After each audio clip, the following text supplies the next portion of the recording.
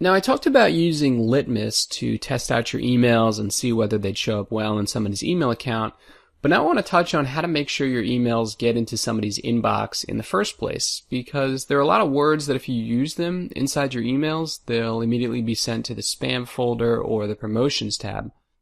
There's also a number of different accounts that have been blacklisted that Gmail is aware of, or Yahoo, or whatever email account you're sending to. These services tend to have spam filters too, and they look for a lot of different things within emails to make sure that it's a legitimate message and that it's not spam or a virus. And so I want to show you this website here, mail-tester.com, and they're going to give you an email address on the front like Litmus did, and you want to send your sample message that you're planning on sending to your email list to this email address.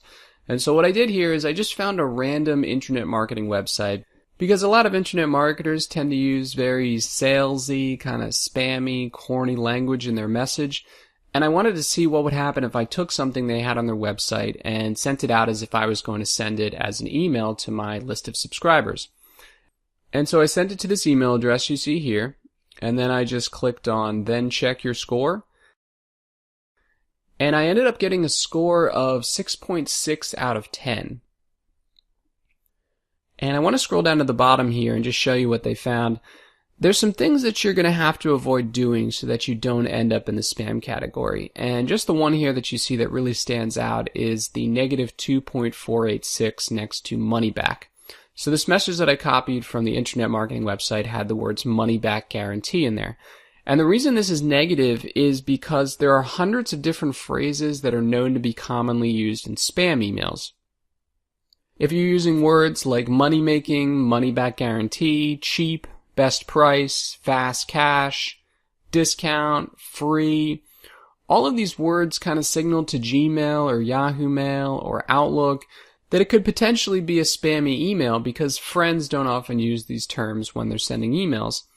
And so you want to make sure you avoid using a lot of these terms. Now, just because you use one of these doesn't mean that you're automatically going to be sent to spam, but you just want to avoid using several of these. And so I'm going to include this list you see here in the post in the PDF at the end of the section so you can make sure that you're not sort of overusing these words and that your emails don't get sent to spam. Now, one of the things that a lot of people were worried about when Gmail, which is the largest email service in the world, started to use their tabs, right? They have their primary inbox, promotions tab, and social tab, is that businesses that were sending promotional offers were going to end up in the promotions tab, which a lot of people thought would be treated just like spam, that people would end up clearing it out without really looking at the messages. And it turned out that that was wrong because there was a study done of millions of emails by return path in pretty much every industry.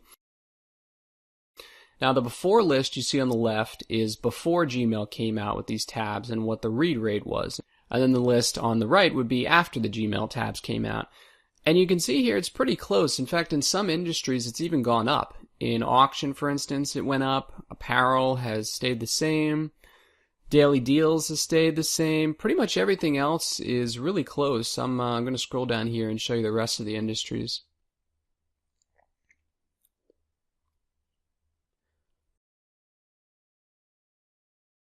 I will say, though, that if you can get your emails into the inbox, the primary inbox, as opposed to the promotions tab, your read rate goes up to 24% from an average of 14% in the promotions tab.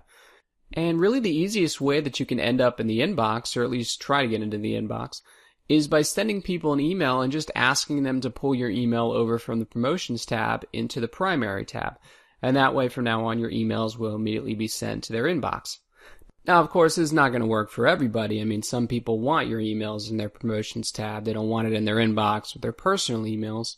But it's worth a shot. I mean, you can send an email real quick. You can even include like a GIF file where it actually shows a moving image and the cursor pulling something from the promotions tab to the inbox. I know some businesses have done that. But even if they don't, you still get a really good read rate. People are actively looking for these promotional offers even though they're in a new tab now.